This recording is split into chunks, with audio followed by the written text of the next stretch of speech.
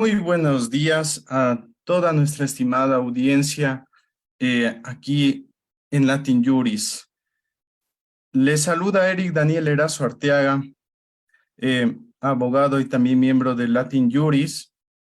Y en el día de hoy vamos a continuar con el diplomado en Derechos Humanos, en mención experto en el Sistema Interamericano de Derechos Humanos. Un cordial saludo de mi parte desde la ciudad de Quito.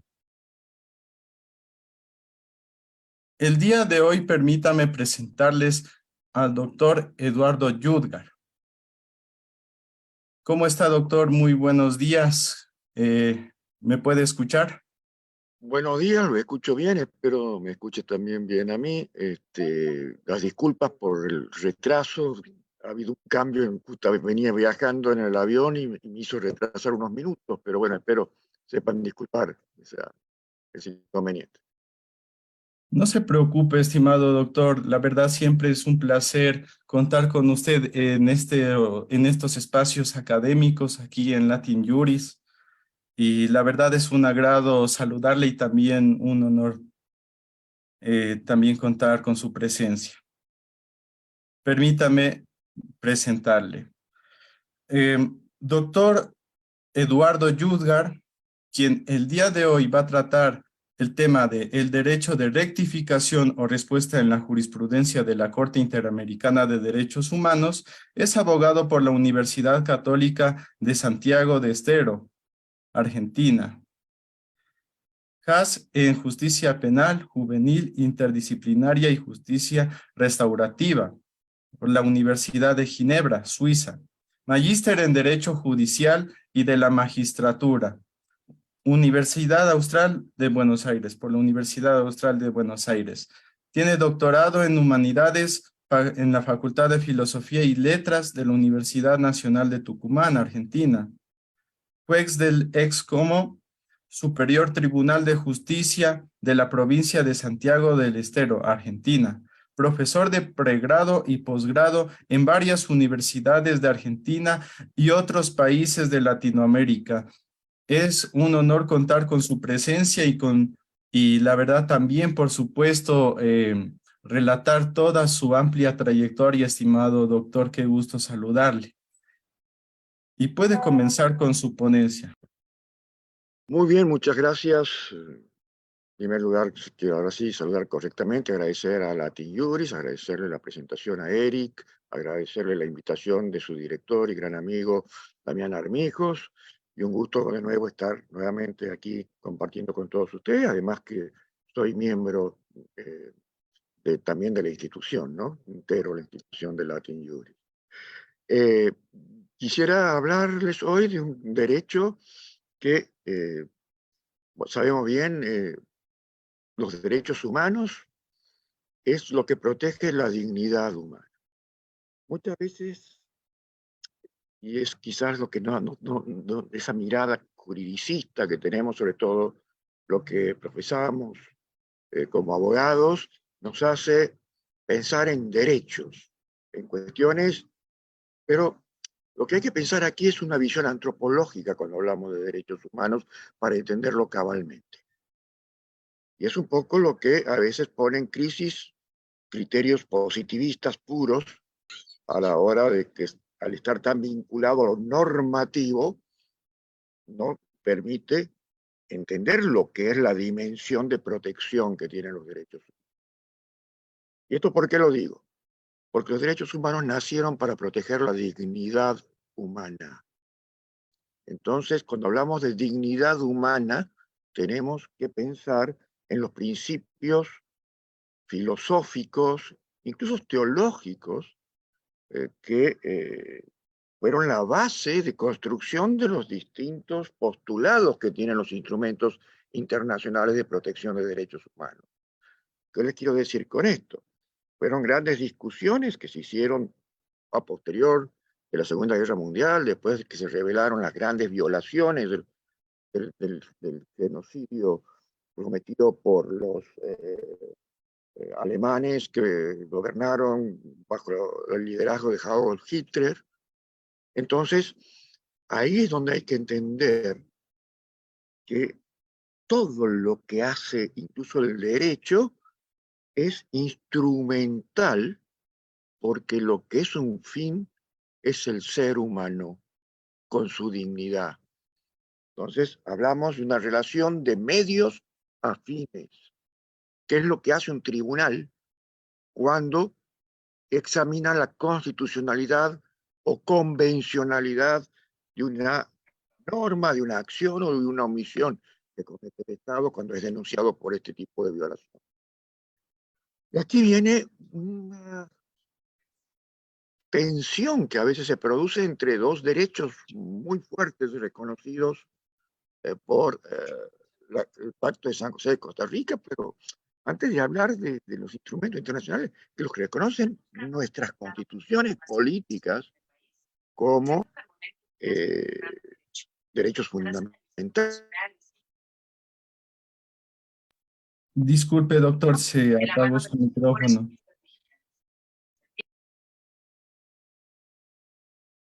Doctor, ¿me puede escuchar? Disculpe, se apagó su micrófono. Entonces, ahí está. No Ya, perfecto. sé en qué parte se perdió. Justamente, solamente 2 segundos se le apagó el micrófono. Bien, entonces decíamos que en esta vinculación aparecen dos derechos garantizados que no solo están en los instrumentos internacionales que nuestro Estado es parte, como el Pacto de San José, por ejemplo, o los derechos económicos, políticos y sociales, el Pacto Internacional de Derechos Políticos y Sociales de Naciones Unidas, en cuanto a que son reconocidos y garantidos y que tienen una igual jerarquía, como es el derecho a la libertad de expresión y el derecho después al honor. Cuando hablamos de esto que es el derecho de rectificación o derecho de réplica, como se lo conoce en otras legislaciones, estamos refiriéndonos a una herramienta de protección peculiar, específica del derecho al honor. Eso, así están, ustedes van a ver que en el artículo 13 está consagrada la libertad de expresión, en el Pacto de San José y en el artículo 14 nos habla de este honor y del derecho de réplica, y en el 12 nos habla del honor específicamente. Entonces, hay que ver si los derechos se contraponen o si los derechos se armonizan. Y aquí tenemos que armonizar entonces, porque, como bien lo explica Ricardo Guastini, ese gran maestro italiano, los derechos, y también todos los autores, y lo dice la misma convención en el artículo 13, 32, inciso 2, no hay derechos absolutos, por más esenciales y fundamentales que sean, porque siempre va a haber una limitación, y una limitación en el derecho de los demás, que también tienen un derecho de igual naturaleza y que merecen igual protección, en la moral y el orden público de un país y en las justas exigencias del bien común que derivan de esa moral y orden público de una sociedad democrática. Entonces hay una limitación de los derechos que se gozan plenamente, pero hay determinadas fronteras que no tienen que traspasar, como que también hay facultades del Estado para fijarle esas fronteras, pero ojo, que esas fronteras no pueden desnaturalizar esos derechos, no pueden suprimirlos, anularlos, sino solamente limitarlos en función de un interés superior, ¿no? Como un interés general, o el que afecte a otros derechos. Porque si un derecho fuera absoluto, sería tirano y en ese modo lo sometería a otros derechos de igual categoría. Esa es la explicación. Ustedes me dirían entonces, bueno, la libertad, muchos dicen que la libertad de expresión no tiene límites. No, sí tiene límites, estrictos, pero tiene límites, y uno de ellos es este derecho de rectificación que lo conoce. ¿Y qué se trata del derecho de rectificación? Si a mí por un medio público alguien expresa agravios a mi honor, dice cosas o una fake news, por ejemplo, que está tan en boga actualmente, una noticia falsa sobre mi honorabilidad, yo puedo dirigirme a ese medio, a esa empresa, ya sea oral, escrita, fílmica, por la cual se me ha insultado, por la cual se me ha afectado, y pedirle al director de ese programa o de ese medio que quiere un espacio exactamente igual en el horario, en el tiempo, en el día, para que yo pueda repeler esa agresión que considero injusta.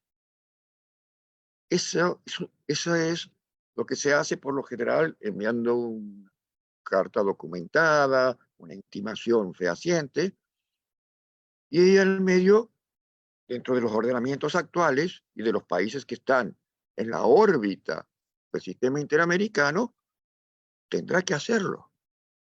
Y si se niega, podrá esa persona ir a pedir a las instancias judiciales internas, en primer lugar,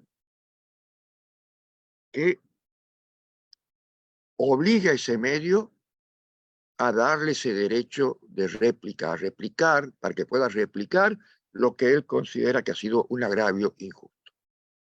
Obviamente que tiene, de cierto modo, que esa difusión no tiene que haber sido, digamos, una cuestión donde se prueben hechos concretos que han sido verificados. Por ejemplo, una persona condenada por un tribunal no puede pedir después, si un noticiero informa que ha sido condenado, un derecho de réplica, porque hay una verificación, digamos, fehaciente, que es una sentencia condenatoria, o que es manifiestamente público.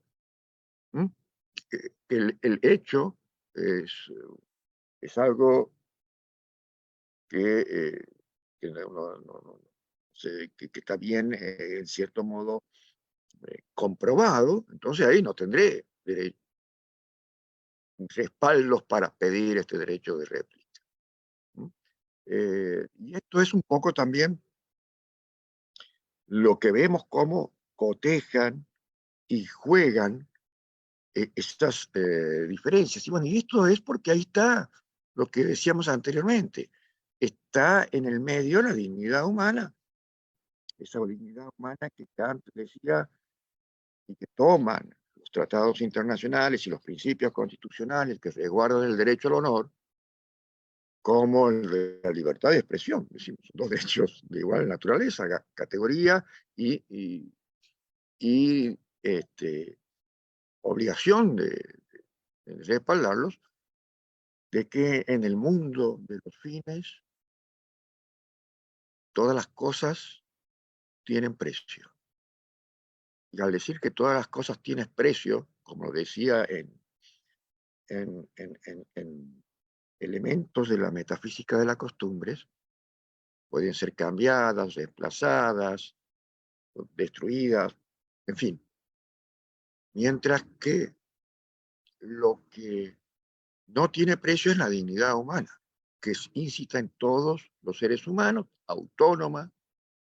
Hay tantas dignidades como seres humanos existen, ¿sí? Y de ahí viene el principio de igualdad, que tienen los artículos que habla, no hay diferencias de raza, religión, ideologías, género, edad, tengan o no tengan discapacidades, todos en una base de igualdad no formal, sino material y sustancial. Y entonces, es el ser humano el que es un fin en sí mismo. Y eso lo tiene que reconocer el Estado. Por eso el Estado no otorga derechos, sino reconoce derechos en función de esa dignidad. Y en ese está el derecho de rectificación o réplica, que, digamos, ha costado un poco entender también cuando empezaron a ser consagrados, porque vamos a ver que en la mayoría de las legislaciones no contaban con esta herramienta. Y en Argentina, ya vamos a ver más adelante, hay un caso peculiar, hay también eh,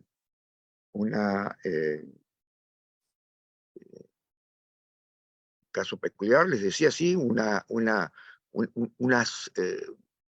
hermenéuticas que ha tenido que ir modificándose de la misma Corte Suprema, porque la Argentina ya era parte del sistema interamericano, estaba este derecho de rectificación en la Convención Americana, había una opinión consultiva de la Corte, que también la vamos a ver, interamericana, y no había una legislación interna que lo sostenga.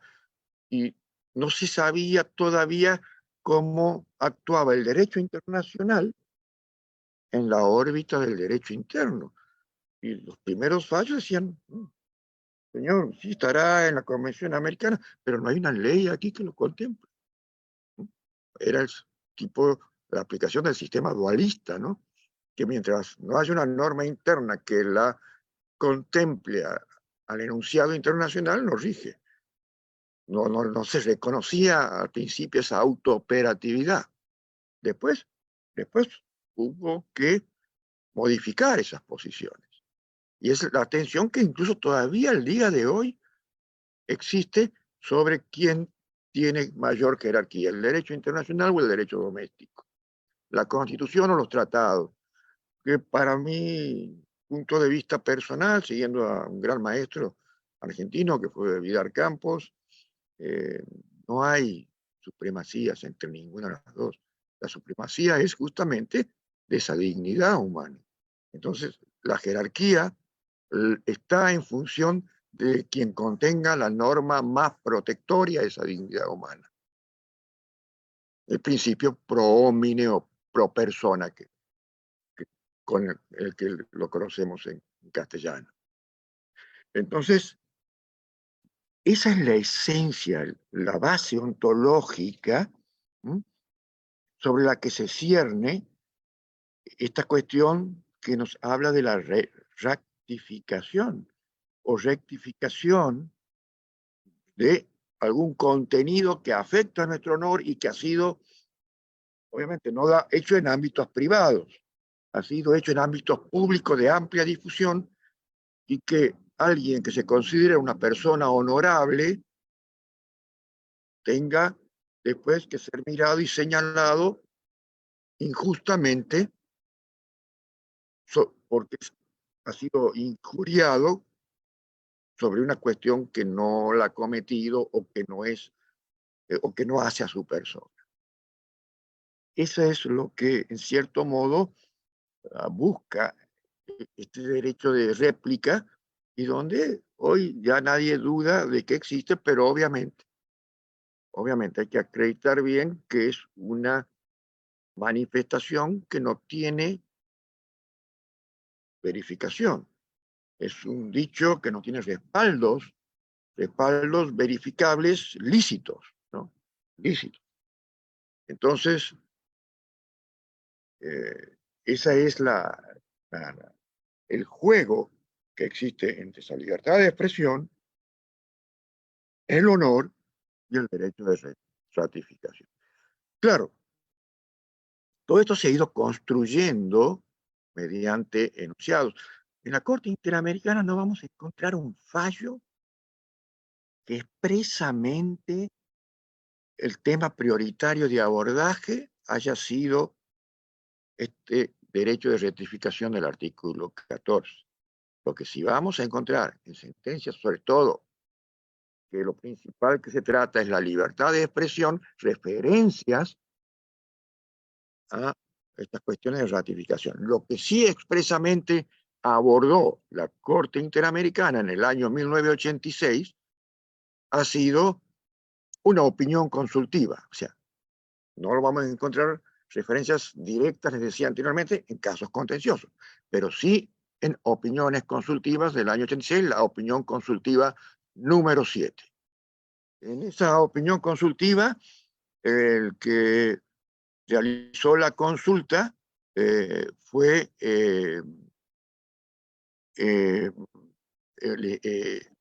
el Estado de Costa Rica.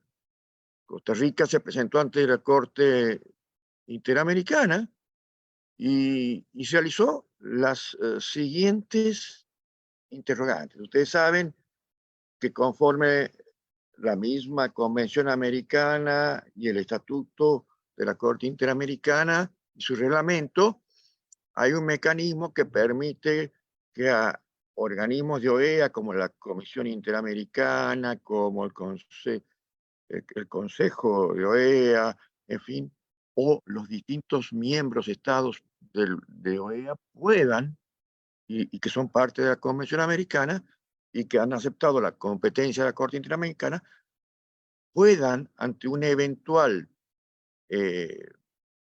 cometer alguna infracción de inobservancia de la Convención, hacer una consulta, si que haya un caso contencioso de denuncia a la Corte Interamericana. Y en eso, van con la consulta tiene que tener una pregunta. ¿Y qué preguntó en ese momento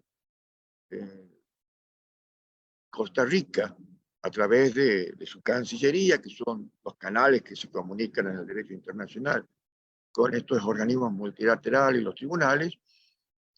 Le preguntó si ese derecho que consagra el artículo 14 del derecho de rectificación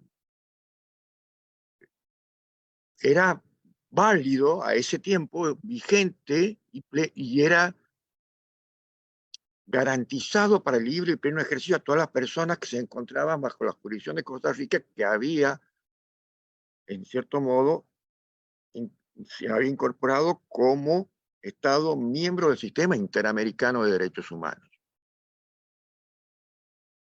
Si era una obligación que, aunque no lo tenga legislado, debía Costa Rica reconocerle a sus ciudadanos.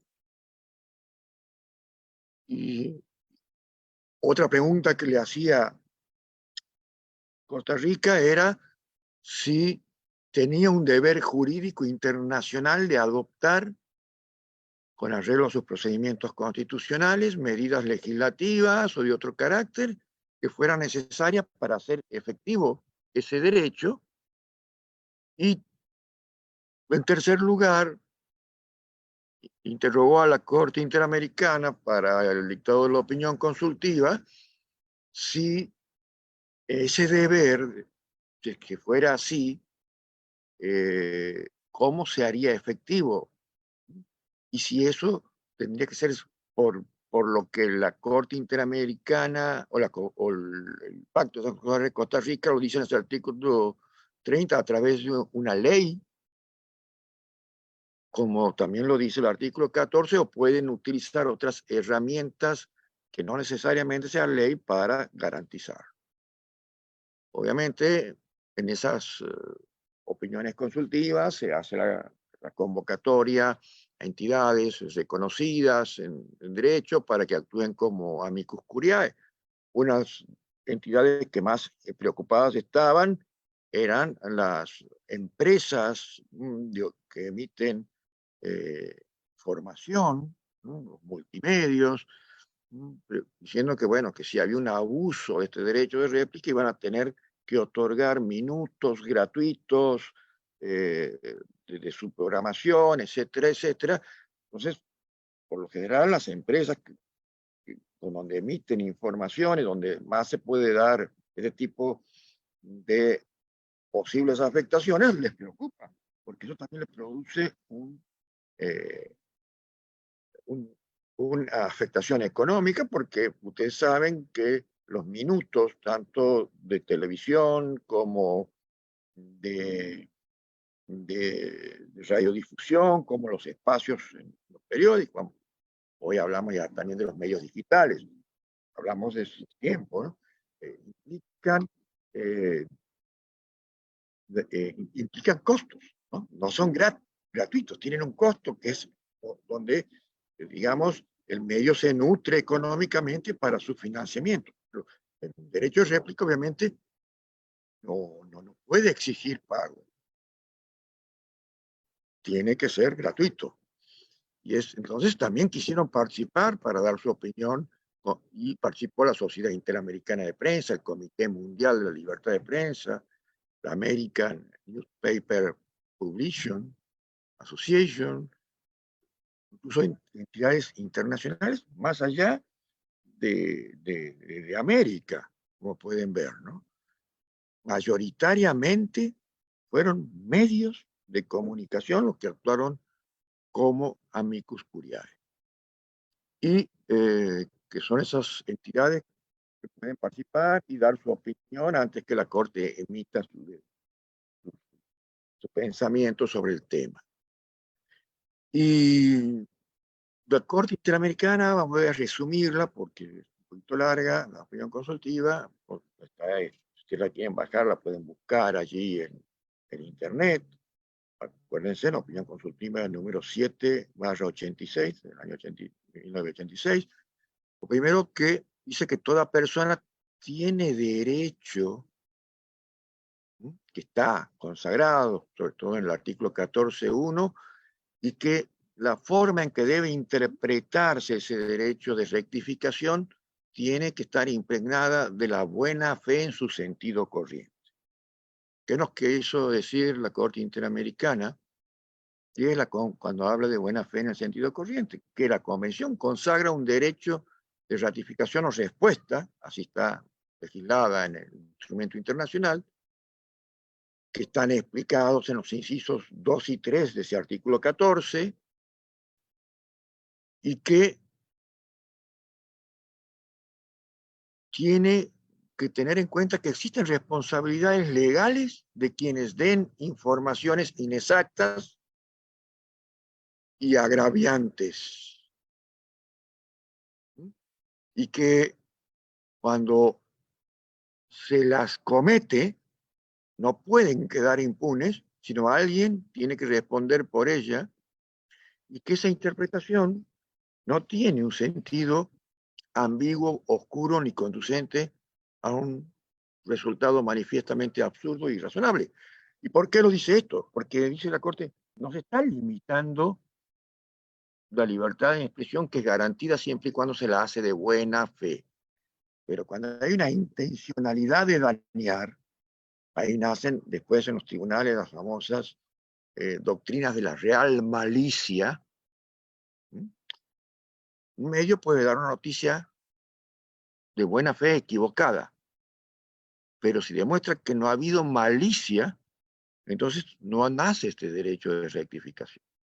Ahora, cuando se puede, en cierto modo, por la forma en que lo ha hecho, por no ha consultado mínimamente cuál es la fuente, repite cosas que no verifica, bueno, allí entonces ya hay una sospecha que puede haber una intencionalidad de afectar el honor de esa persona.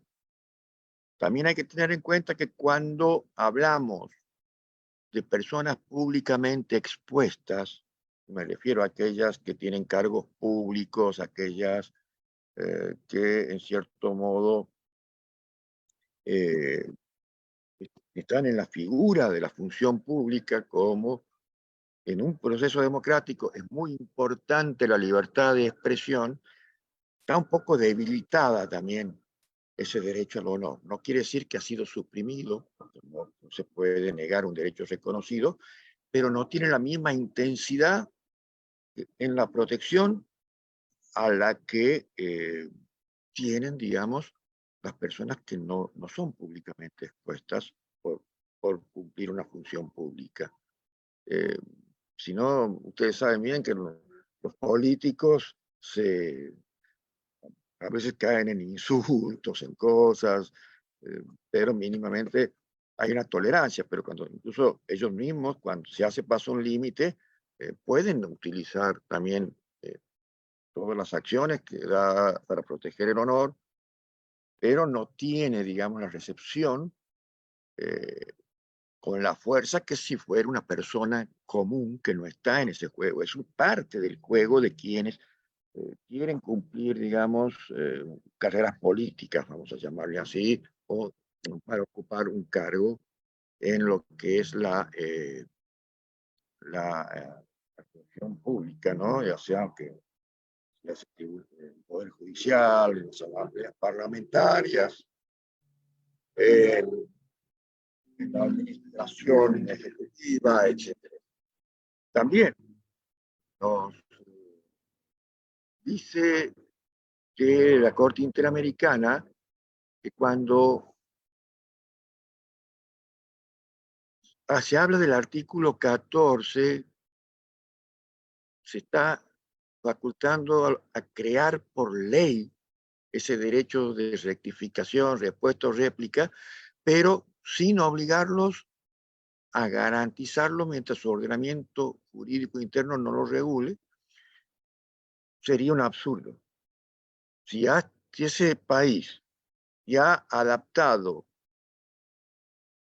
y es parte de la Convención Americana que lo dice, esperar a que sus órganos internos dicten una ley reconociendo ese derecho, eh, no sería correcto. ¿Por, ¿Por qué? Porque se entiende que tienen su autooperatividad. Entonces, el Estado, sí, conforme la obligación del artículo 1, 1.2 y 2 de la Convención Americana, que debe adecuar sus leyes y, y, y, y todo lo demás, conforme a lo que es los estándares del Pacto de San José, pero además también a la interpretación que hace la Corte, eh, y eso tiene una progresividad, bueno, las medidas de otro carácter, como pueden ser las judiciales, podrán reconocer también ese derecho que todavía no está legislado. Entonces, ahí es donde hablamos de lo que se llama la autooperatividad del derecho internacional, cuando un Estado es parte, aunque no estén consagrados en sus textos legislativos regulados esos derechos. También dice la Corte Interamericana en esta opinión consultiva 7 que está dentro del marco del reconocimiento de derechos y libertades a personas, ¿sí? Y no a facultar a los estados, para hacerlo cuando ellos quieran. Ese querer del Estado ha sido expresado en suscribir, ratificar ese convenio o ese pacto, y ahí entonces sabe el contenido, y ahí entonces a partir de ese momento ya es vigente también dentro del orden público interno, dentro del ordenamiento jurídico interno. Convive el derecho internacional con el derecho interno. Por eso habla que también se quieren hacernos notar la Corte Interamericana que en el articulado del Pacto de San José se va a ver al artículo 14 inmediatamente después del artículo 13, que contempla la libertad de pensamiento y expresión, que confirma esas interpretaciones que estamos hablando, que ha hecho la Corte Interamericana, porque hay una necesaria interrelación entre el contenido de estos dos artículos en función de la naturaleza de los derechos que se reconocen. Uno, a poder propagar libremente informaciones, ideas, y el otro, bueno, hacerlo, pero fíjate que no sean inexactas, que no sean malintencionadas, que no sean para, en cierto modo, generar odio, injustos, cuando para que no sea para afectar a las personas, que también está en el artículo 2. Entonces, claramente lo pone la Corte Interamericana, que las partes deben respetar el derecho de libertad de expresión que garantiza el 13, y este último no puede interpretarse de una manera tan amplia, los límites que hablábamos al principio, que haga negatorio el derecho proclamado en el 14.1, que es el derecho a honor. Por eso tiene que haber un equilibrio. La interpretación entre dos normas debe ser equilibrada, armonizantes entre ellas. No es que se pelean o se contraponen, porque son normas de igual jerarquía. Y el artículo 14.1 de la Convención Americana indica claramente, dice la Corte, que si los afectados tienen derecho a responder en un espacio igual o mayor, cuando debe publicarse la respuesta una vez recibida,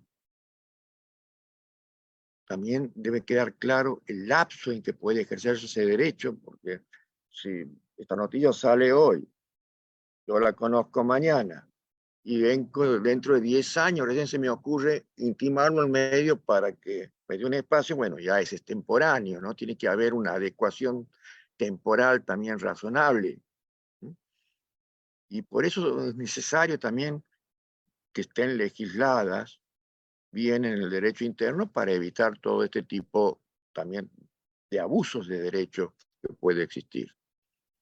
Y que preferentemente se lo haga a través de ley, nos dice en la opinión consultiva 7 la Corte Interamericana. Pero además también advierte que si bien puede fijar esas condiciones en la ley, ese derecho de rectificación, no va a ser impedida la exigibilidad conforme el derecho internacional, ¿no? Las obligaciones que han contraído los estados de respetar derechos, libertades, eh, que están en esa misma convención, entonces tendría que ser de buena fe, porque si no, ¿cuál es? Si no, sería un absurdo toda la construcción del sistema internacional de protección de derechos.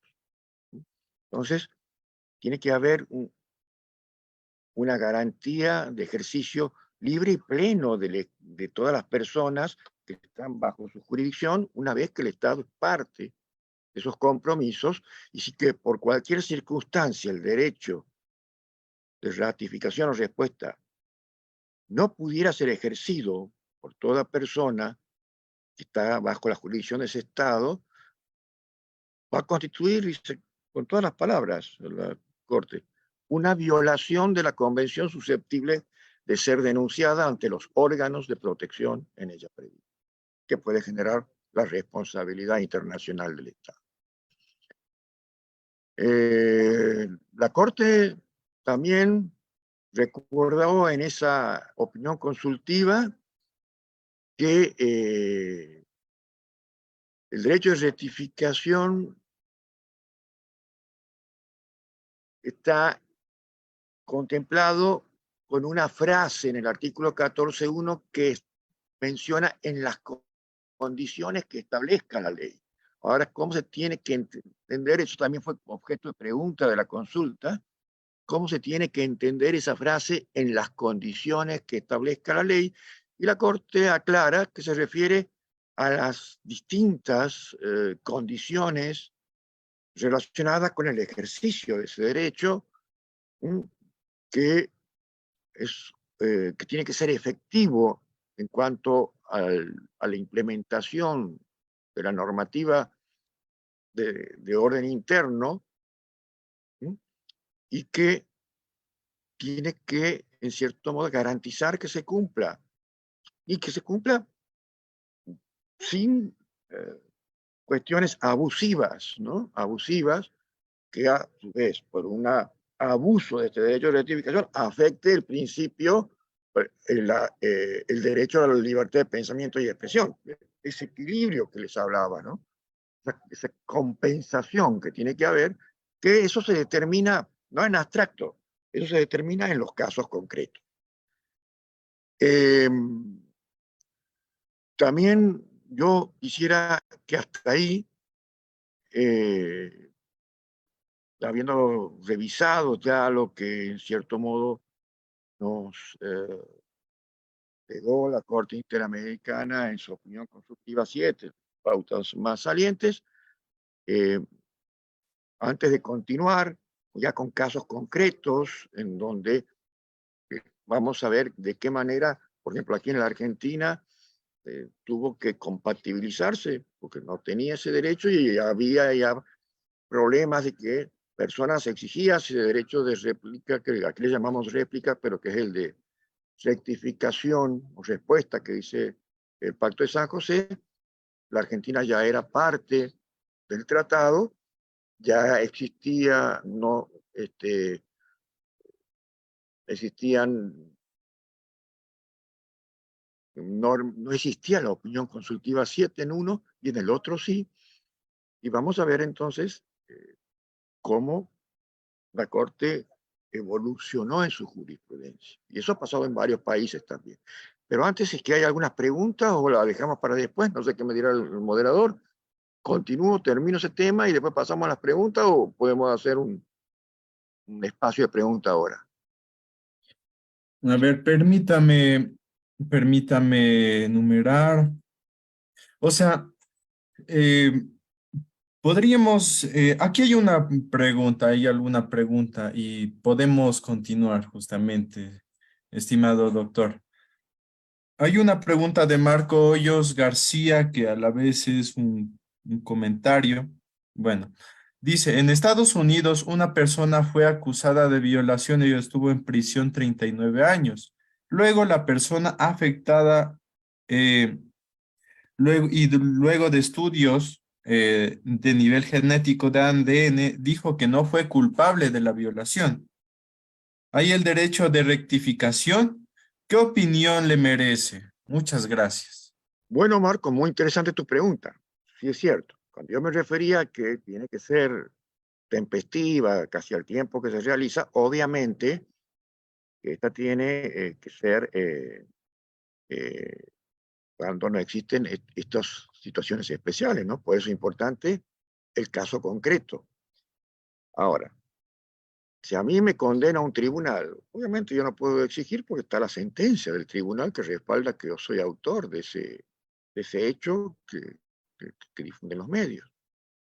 Ahora, si es que después un mismo tribunal dice que fue un error, que yo fui inocente e incluso sufrí cárcel, sufrí destrato, ahí sí porque está justificado, conoce otro elemento, pero hay también una medida de igual trascendencia que la anterior que dice que lo anterior no era cierto. ¿Mm? Obviamente, sí, claro. Ahora, con Estados Unidos hay que ver en claro cuál es su legislación, porque recuerde que Estados Unidos no es parte de estos tratados, ¿no? Ellos en derechos humanos no han suscrito ningún tratado, o si lo han suscrito no lo han ratificado, por lo tanto se rigen exclusivamente con sus normas nacionales. Muchas gracias, doctor. Interesante respuesta.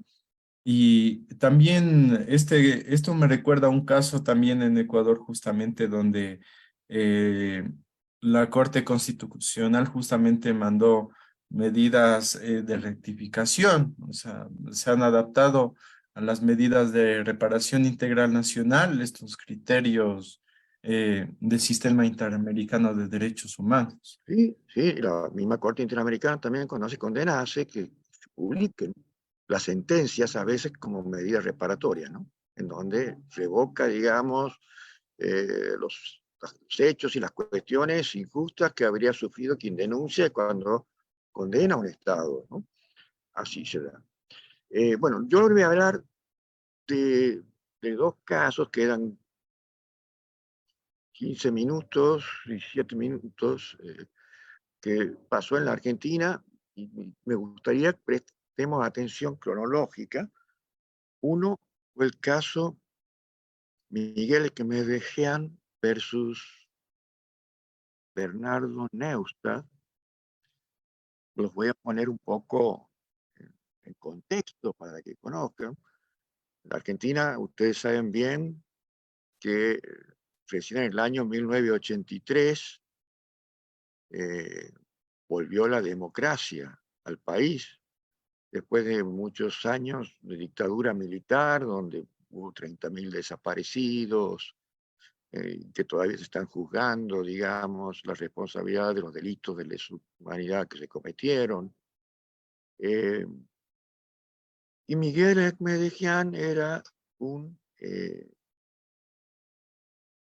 ya falleció, era un profesor de Derecho Constitucional de la Universidad de Buenos Aires,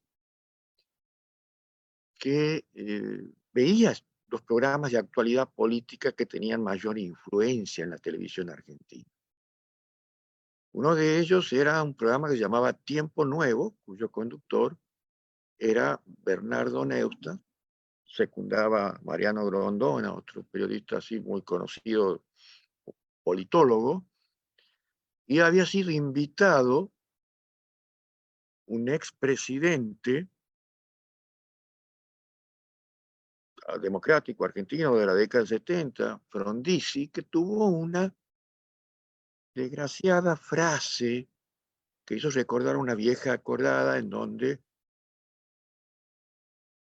recordaba principios que fueron establecidos por se tomó el nazismo de ellos, que hubo una triste acordada de la Corte Suprema de Argentina en la década del 30, cuando derrocan a Goyen, que, de cierto modo, quería de una foto al escultor. quería mencionar, no sé si alguien hizo un comentario por ahí. No se Quería, prendió un micrófono, pero ya lo silencié, bien. estimado. De cierto modo querían significar que un poder se legitima con su ejercicio. No importa cómo se llega al poder. Si se lo ejerce, se legitima. Y obviamente este profesor afectado en su formación democrática, envió a esa dirección una intimación que él quería responder a esas, porque en democracia ya con todo lo que ha pasado en la Argentina no se podía sostener esas, apreciaciones porque estarían legitimando también los delitos de lesa humanidad que hubieran cometido. Si se decía que pues, el ejercicio del poder mismo legitima sus acciones. Y allí la dirección del programa no aceptó, diciendo que no había norma legal que reconociera un derecho a que pueda replicar las cuestiones que se dicen, digamos, en medio, con un entrevistado. Y es cierto, no estaba legislada ninguna norma en la Argentina el derecho de réplica o derecho de rectificación.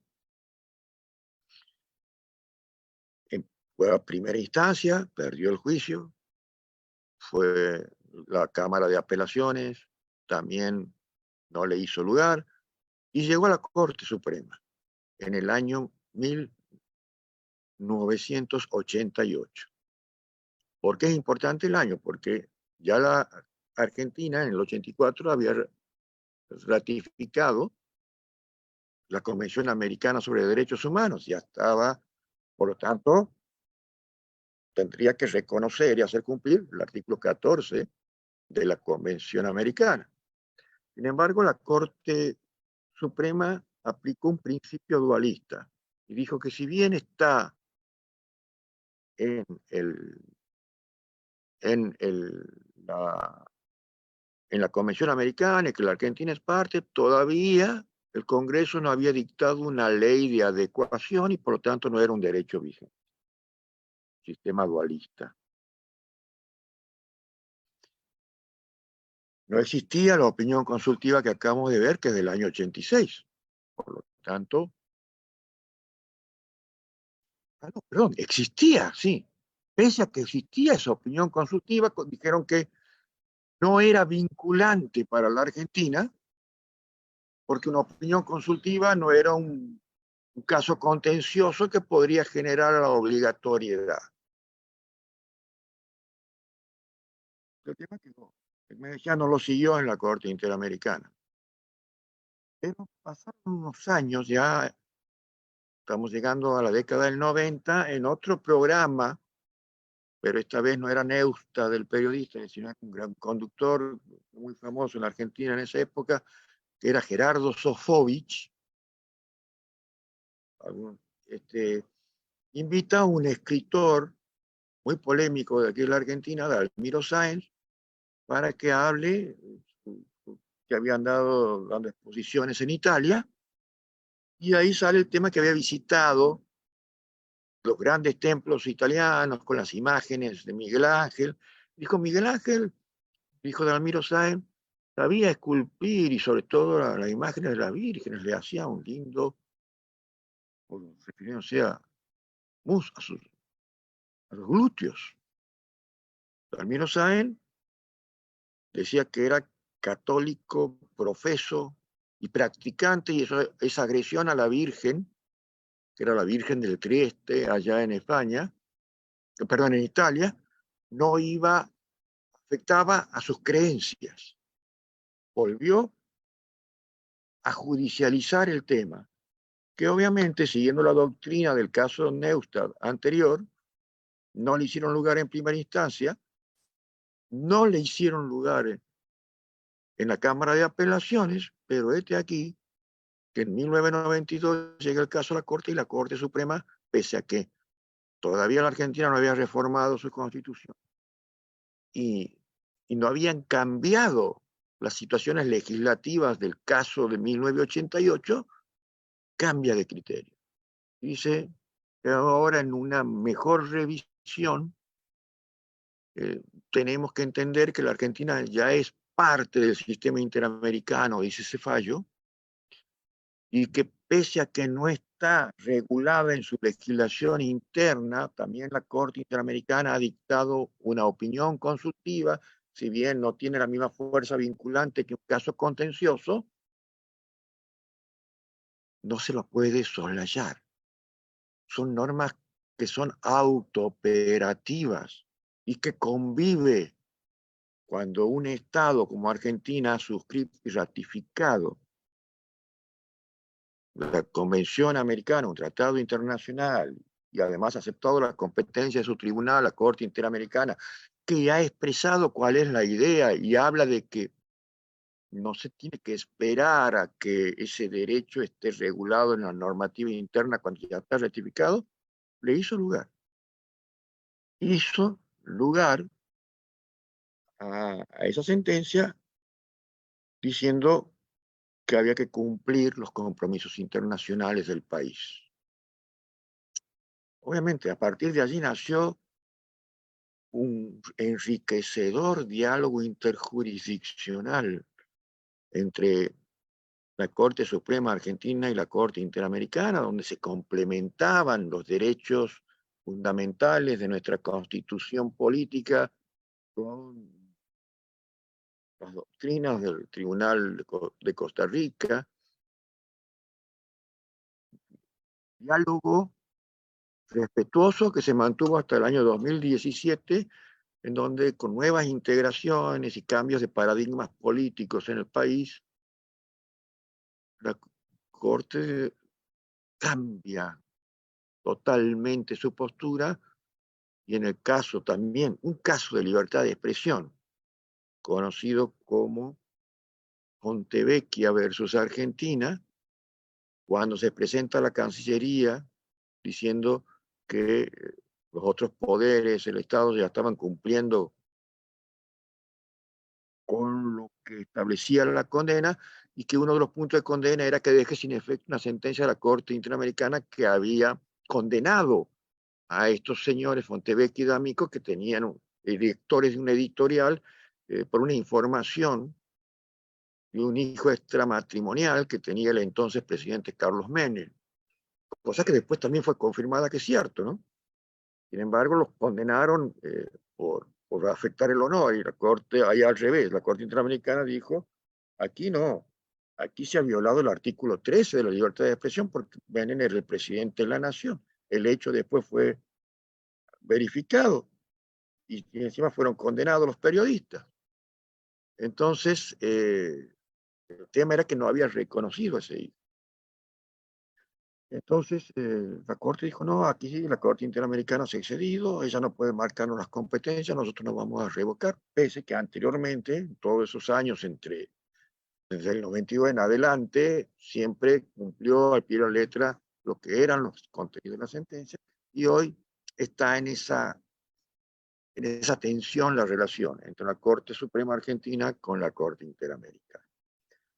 Bien, con esto vamos llegando al tiempo de exposición que se ha comprometido, pero haya servido, haya sido esclarecedor. Ahora me gustaría escucharlo a ustedes también, porque ustedes también me enriquecen con sus comentarios y preguntas. Así que abrimos el espacio de diálogo. Muchas gracias, estimado doctor, por su muy interesante ponencia. Y bueno, es muy interesante justamente la rectificación. Hay una pregunta justamente desde Facebook que nos dice exactamente de que qué sucedería, qué sucede si a un ciudadano extranjero, si un ciudadano extranjero se le impone una sentencia violando sus derechos procesales y mediante un recurso de acción extraordinaria de protección aquí en el Ecuador, que es un recurso ante la Corte, revocan tal sentencia. ¿Se puede solicitar en tal caso algún tipo de rectificación en el consulado o embajada, puesto que era un ciudadano extranjero? Sí, porque ahí vuelve a pasar parecido a lo que fue la pregunta anterior. Hay un órgano con competencia y potestad jurisdiccional que dice que esas violaciones que se le achacaban no eran ciertas.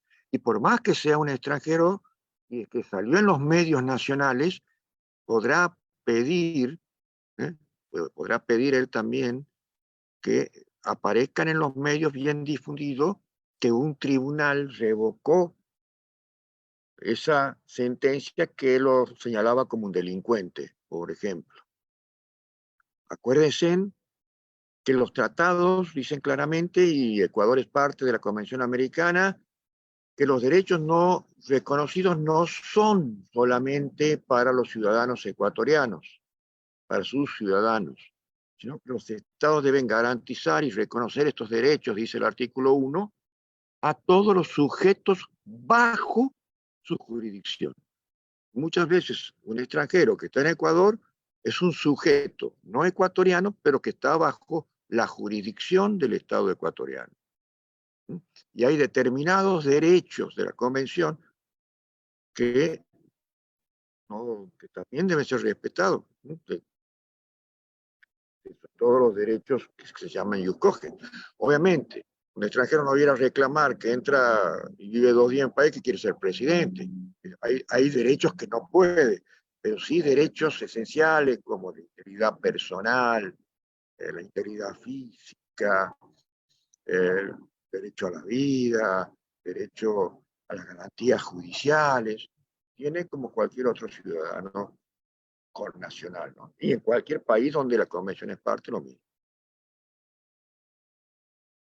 Perfecto, doctor. Muchas gracias. Eh, Aquí hay una pregunta de Carlos Augusto Salazar, que nos dice, doctor, muy buenos días. Y tendrá derecho a la rectificación cuando un reconocido y afamado, disculpe un segundo, tendrá derecho a la rectificación cuando un reconocido y afamado profesional fue acusado de una supuesta negligencia médica y un medio local se adelantó a afirmar que ya era condenado por ese hecho y jamás pidió su opinión sobre el mismo. Eh, Eh, Ujú. habrá que ver porque habrá que ver cuál es la fuente de información de que se nutrió ese medio, que, de qué forma puede verificar esos hechos. No necesariamente es que no se haya pedido, digamos, la opinión del afectado. Pero por lo general sí, por lo general sí. Si lo vierte, vamos a suponer, yo soy un noticioso y digo, Eric es ese profesional que, porque prefirió irse a jugar al golf médico, dejó a su paciente en una tabla de operación con la herida abierta y se murió.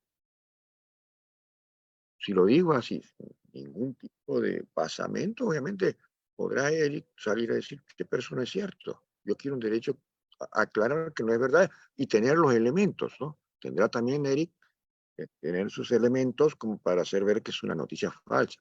Por eso el derecho de rectificación va a empezar a cobrar mucha relevancia en la actualidad, porque hoy con la inteligencia artificial eh, es un caldo de cultivo muy fértil para las noticias falsas, lo que se llama fake news. Byung-Chul Han, no sé si ustedes lo han oído hablar, ese gran pensador surcoreano que hizo enseñando en las universidades alemanas hace muchos años.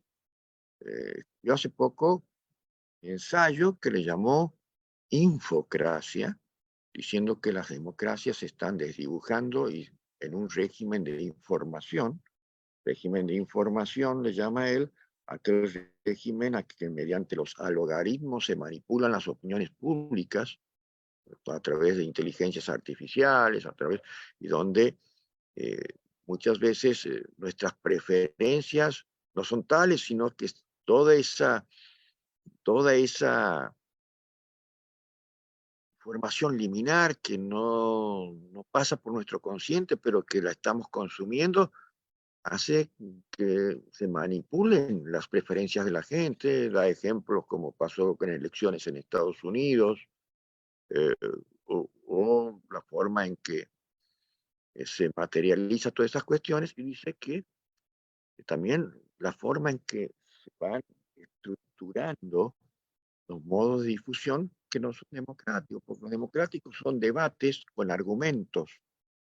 Y muchas veces las redes sociales dicen algo, muestran una foto sin ningún tipo de basamento y acusan a alguien y se generan esas fake news, ¿no? Porque la gente tampoco quiere perder el tiempo en leer las cosas, si no está explicado en 160 caracteres, que tiene que ser el máximo de Twitter, sobre todo cuestiones emocionales. Entonces va perdiendo espacio la racionalidad, porque la racionalidad necesita elaboración de desarrollos argumentales, y pega más esas frases sesgadas, cortas, incompletas, que no tienen más de 160 caracteres, vuelvo a decir, como Twitter, que es lo único que lee, y que por el efecto de la emocionalidad juega con las emociones de la gente y puede confundirla. Entonces, todas estas cuestiones son los grandes debates democráticos que tenemos que tener en cuenta dentro también de esta esfera que estamos teniendo en cuanto al desarrollo de las tecnologías, las inteligencias artificiales, el chat GTP, que hoy tan polémico también es, tomar lo bueno, pero también ver que tiene efectos que pueden ser nocivos. Perfecto, doctor. Muchas gracias por su respuesta. Hay otra pregunta de Manuel Iván Zambrano que dice lo siguiente. Doctor, buenos días. Hablamos de reparación siempre de un ciudadano contra el Estado, pero no hemos escuchado en la Declaración de Derechos Humanos que el Estado ha sido favorecido por una indemnización en este tipo por empresas o ciudadanos, doctor. No, porque, bueno, hay una opinión consultiva también hace un par de años atrás. ¿Quiénes están legitimados? ¿Quiénes están legitimados para ser actores, vamos a llamar así, o denunciantes en un sistema de derechos humanos? ¿No? Eh, Tiene una descripción el artículo 1, si ustedes lo ven, que habla de las personas y se refiere a las personas físicas, y que después con una interpretación evolutiva la Corte Interamericana también ha ha incluido a ciertos colectivos vulnerables, tales como de los pueblos originarios. Ustedes van a ver casos de personas o grupos, pero aquí el Estado siempre va a ser el sujeto pasivo en un tribunal de derechos humanos. Las discusiones del Estado contra empresas internacionales pasan por otro carril, pasan por otros tribunales, como los tribunales de La Haya, por ejemplo, o los tribunales del INAIDES, que hablan sobre el Tribunal de Inversiones, que también son tribunales que ya no van a los sujetos individuales. Aquí hablamos de derechos humanos y los derechos humanos están más bien limitados a las personas físicas y a ciertos colectivos vulnerables, como sujetos activos. Muchas gracias, estimado doctor. Hay una pregunta vía Facebook, Carlos Anchundia, que pregunta lo siguiente. Si un medio de comunicación empieza también a difundir noticias sobre un funcionario público en específico y de forma individualizada, donde se le atribuye la responsabilidad de un supuesto delito, se realiza un proceso penal y se ratifica la inocencia de este funcionario, disculpe, este funcionario por sí mismo puede solicitar algún tipo de rectificación a este medio de comunicación. Sí, sí puede hacerlo. Si después demuestra que todo era una mentira, si vuelvo a repetir, si no hubo buena fe del medio, porque puede cometer errores el medio, segura que la rectificación sí va a tener derecho. Ahora también podrá tener derecho a una indemnización por los daños que esa noticia puede haber generado a su persona o a su patrimonio. Pero claro, para eso tendrá que demostrar que ha habido una real malicia, una intencionalidad deliberada de perjudicarlo y que no ha sido, digamos, de buena fe la incurrencia de ese error.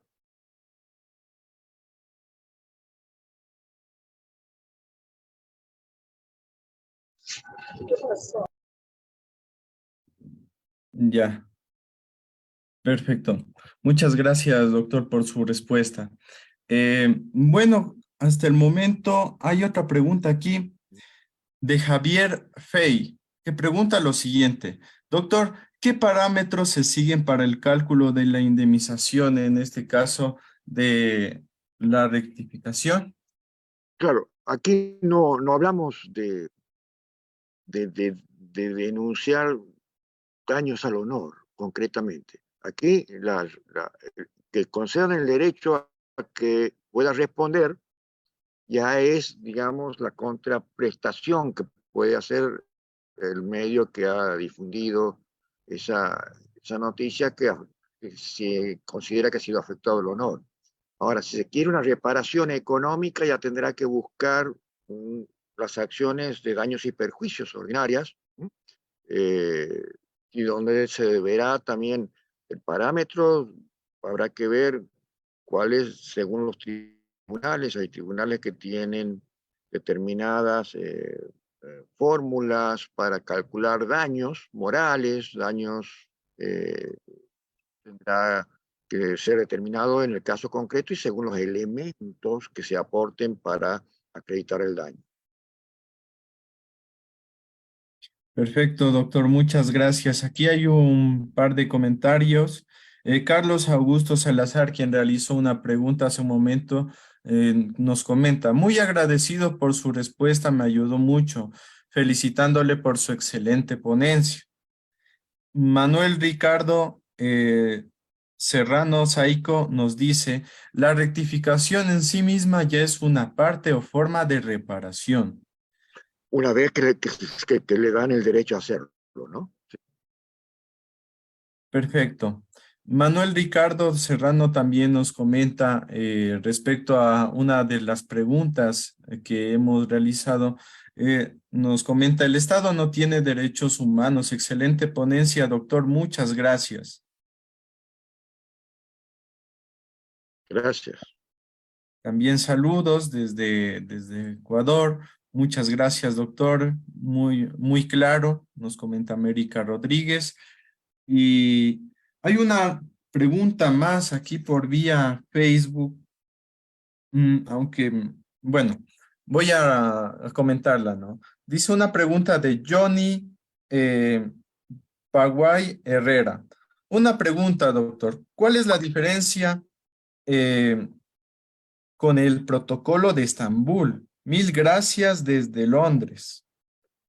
No, pasa que no hay diferencias en ese sentido. Todos tienen una misma finalidad, que es la protección de esa dignidad humana, donde los distintos contenidos de instrumentos, ya sean regionales o internacionales, pasa que el protocolo de Estambul es un protocolo que en cierto modo no tiene la misma naturaleza que un pacto o una convención, pero en sí tienen, digamos, la misma esencia en el sentido de protección de esa dignidad humana, ¿no? Hay una, hay una complementación, y ustedes ven el artículo 29, y si hablamos de que, por ejemplo, alguna cláusula del protocolo de Estambul pueda, en cierto modo, estar vinculada a la cuestión que se suscita, en donde se genera la cuestión del derecho de rectificación, hay que ir al artículo 29 del Pacto de San José, en donde dice que también, si ese país, a su vez, que está denunciado, tiene, digamos, compromisos con esos otros instrumentos internacionales ajenos al sistema interamericano, se puede complementar, se puede, en cierto modo, usar como fuente, ¿m? Como para consolidar el derecho, pero que parte desde la Convención Americana de Derechos Humanos. Es la aplicación de la hermenéutica. Muchas gracias, doctor. Aquí Casimiro Pagnacopa nos comenta, excelente ponencia, doctor. Muchas gracias por su enseñanza. Saludos desde la capital del Estado Plurinacional de Bolivia. Leonardo Aroca desde Facebook nos dice lo siguiente. Una pregunta, por favor. ¿El derecho de la réplica está sometido a determinadas excepciones para que se materialice?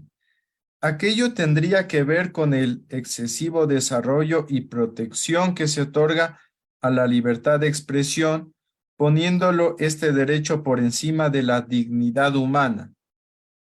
Aquella visión tendría antecedentes en la postura norteamericana que otorga a la libertad de expresión un peso adicional sobre los demás derechos, ya que la prensa de ese país ejerce un poder en sus instituciones políticas, jurídicas y sociales. Eh, bueno, eso hay que verlo, ¿no? No siempre es así. Eh, la libertad de expresión es muy importante en un Estado democrático. ¿Por qué tiene esa protección especial? Porque si ustedes van a ver los distintos documentos que emanan de la Comisión Interamericana también, muchos de ellos inspirados quizás en aquellos famosos fallos que llevaron a la enmienda 1 de la Constitución norteamericana, eh, consideran que la democracia se nutre si la limitamos en exceso a la libertad de expresión, afectamos la esencia misma de la democracia. Porque cualquiera que diría algo estaría sometido a un proceso, estaría demandado, denunciado. Por eso hablaba anteriormente de esas limitaciones, de esas fundamentaciones, donde las normativas tienen que ser claras, dónde se producen los excesos. Y por lo general, esos excesos están hechos en esa intencionalidad deliberada de provocar daño con propagación de cuestiones inexactas. Obviamente que no es absoluta la libertad de expresión. Y eso, si ustedes quieren verlo, pueden ver el caso Memoli versus Argentina. Allí está muy bien explicada ese equilibrio de la Corte Interamericana. Muchas gracias, doctor. Muy interesante para leer justamente esa resolución, ese caso, y justamente contemplar los límites de la libertad de expresión. Aquí hay un comentario de Iván Verde Soto que nos comenta: excelente disertación, concretamente explícito en su ponencia, sumamente enriquecedor. Saludos desde el Estado Constitucional de Derecho y Justicia de Ecuador. Y muy bien, con esto pues justamente hemos terminado de comentar aquí, dar respuesta a las preguntas de nuestros estimados estudiantes, sin antes recordarles de que en el blog de Latin Juris van a encontrar justamente la grabación de las clases, también material de lectura en referencia a las mismas, y pues debido a que hemos completado ya esta jornada, me encantaría resaltar el agradecimiento por parte del doctor Damián Armijos, ¿no? Y también por parte de todos quienes integramos Latin Juris en Ecuador, y un cordial saludo a Latin Juris en Argentina. Muchas gracias por su ponencia, por impartirnos sus conocimientos, estimado doctor, y nos gustaría que pueda dar unas palabras para despedirse de aquí, de nuestra audiencia.